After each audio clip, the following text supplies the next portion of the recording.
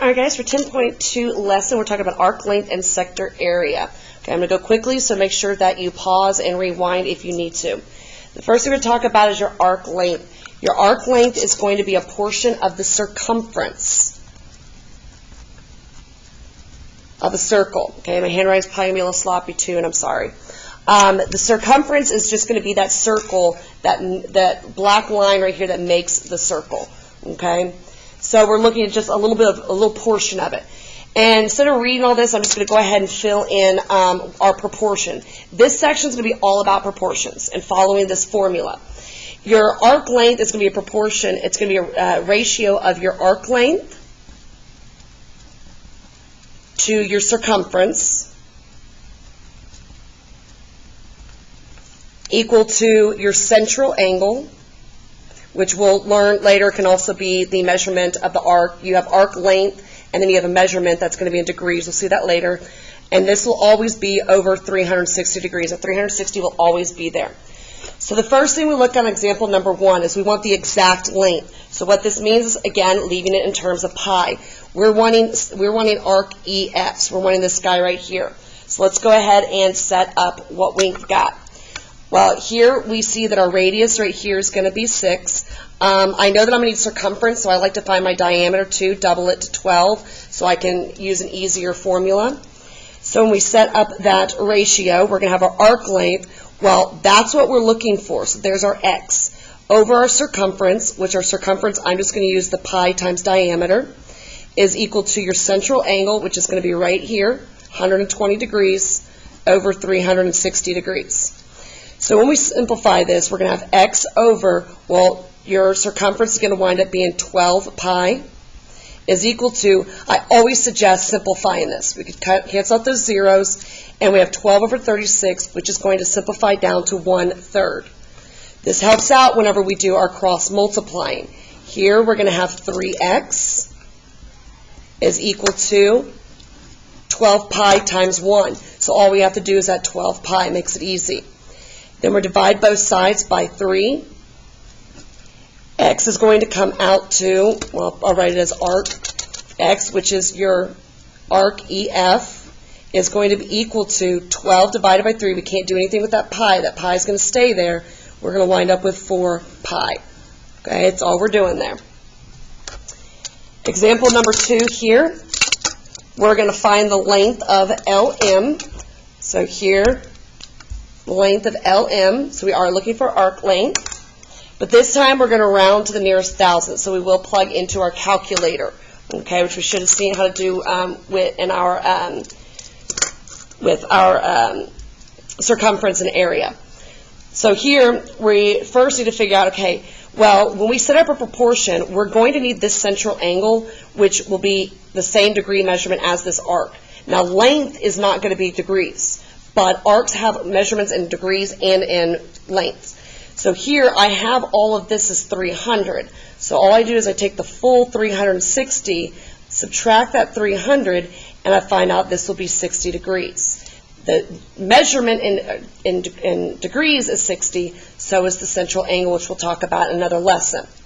So when we set it up, we want the length of the arc, x, over our circumference, okay? Here I've got my radius of 3, my diameter is 6. Set that equal to, well, we found that 60 over always 360. Okay, I'm going to stop circling, just going to do lines here. Well, actually, let's simplify.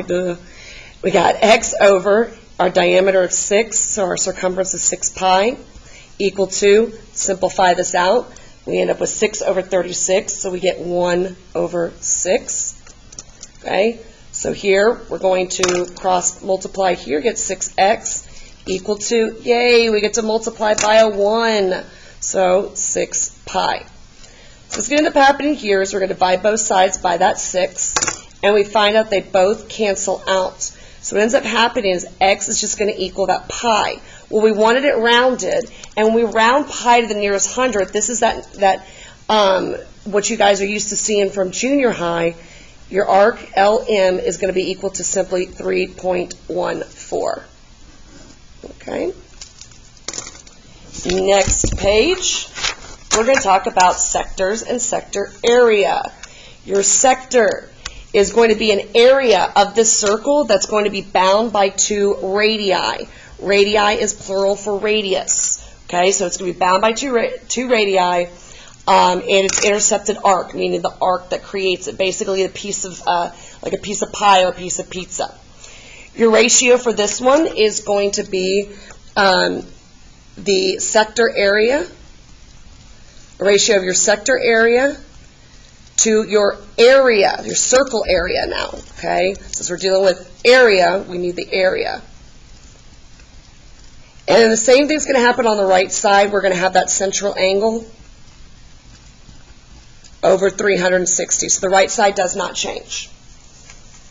So here, example number 3, we are going to find the exact area of this sector, the shaded area. So we are going to leave that pi symbol on there. Here, since we're doing area, we don't need our diameter, so we have our radius of 6. Our sector area is what we're looking for, x, over our pi r squared for area. And this will be equal to our central angle of 120 over that constant 360 degrees. We'll go ahead and simplify in here. We've got x over, well, our radius squared, 6 squared is 36, so we'll get 36 pi is equal to, we simplify this out, get rid of those zeros, 12 over 36 we already saw was 1/3. So we're doing the exact same process, okay? We're using area instead of circumference. So here I have 3x is equal to 36 pi times 1, simply 36 pi. Divide both sides by what's attached to x. So we find out that the area, again, we can't do anything with that pi, so we just bring them down. 36 divided by 3 is going to give us 12. So our area is 12 pi. Take a look at example 4. We are now going to round to the nearest hundredth. 100 has 2 zeros, 2 numbers after the decimal. So let's take a look here. We are given that our radius is 3. The arc measurement here in degrees is the same as your central angle. Okay, so we're going to have we're looking for the area, sector area, x over. We'll go ahead and plug in our radius here. Pi times 3 squared is equal to the 20-degree central angle over 360. Simplify out, we get x over 3 squared is 9, so we have 9 pi is equal to, simplify this, we get 1 over 18. Like having that 1 in the numerator. Here, multiply, we get 18x is equal to 9 pi times 1, simply 9 pi. Now this one's going to look a little differently because we are dividing by a bigger number. When we divide by this 18, of course those cancel. What we need to realize is this is actually going to come out to a fraction. So x, or our area, is going to come out 9 over 18 is going to come out to 1/2 pi. So we did want the nearest hundred, so we have to plug in 1/2 pi into the calculator, and what we find out, this is going to come out to approximately 1.57. The last part of this is going to deal with, hey, I'm not given a picture, so what am I going to do? All right, well, we can draw a picture, or we can just use the information that we have here. Now, we're also going to change it up a little bit because we're given the area of a sector AOB. So this is going to be, if we have a circle, we have AOB. We don't know how big it is. A will be here. O is our central angle, our center, sorry, and we have B. So we have this as 22 pi. So when we look at our ratio here, we already have our area, 22 pi, sector area. And we have that the radius is 12. We want to find the measurement of angle AOB. So what we're doing is we're actually looking for our central angle. How do I know it's my central angle? Because it says angle. Okay, and these are the only 2 angles. 360 is always here. So if our radius is 12, then we have our area, pi 12 squared. We simplify this down to 22 pi over 144 pi equals x over 360. Now, before we do our cross multiplication, what I want you guys to see is just like 5 over 5 is 1. They cancel. 4 over 4, whatever that is. What's going to happen here is these pi symbols are going to cancel out, and we don't even have to deal with pi anymore. So we actually have 22 over 144 is equal to x over 360. So we do our cross multiplying, we get 144x is equal to, big number, 360 times 22, we're going to get 7,920. We should be able to take it from here, divide by 144, x, or what's going to be the measure of angle AOB, is going to equal 55 degrees. Okay? On the next one, we're given the length of AB, so now we're looking at the arc length. So we're going back to that first ratio where we had our arc length over the circumference is equal to the central angle over 360. So here we're looking at, we also have the measure of AOB. So this measure of angle AOB tells us that's our central angle. Okay? So when we set this up, our arc length that we're given is 2 pi over, we're told we want to find the length of the radius. So we don't know what that is. So we're going to have our, well, here we're going to go ahead and use the pi, the 2 pi r instead of the pi times diameter. Our central angle is 45 over 360.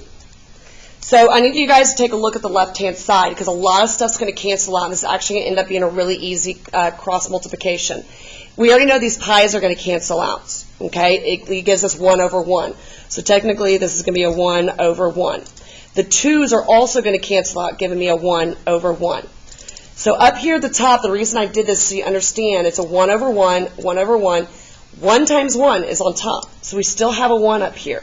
We have a 1 times r. Well, that's just r. Anything times 1 is itself. We're going to go ahead and simplify this 45 over 360. We can divide both by 45. And we're going to wind up with 1 over 8. So this is where that cross product becomes really awesome and easy. R times 1 gives me r. That's my radius. 8 times 1 gives me 8. I'm done. My radius is complete. So there are your 10.2 lesson. Please rewind if you need to. I know that I went fast, but make sure that you understand everything that's going on.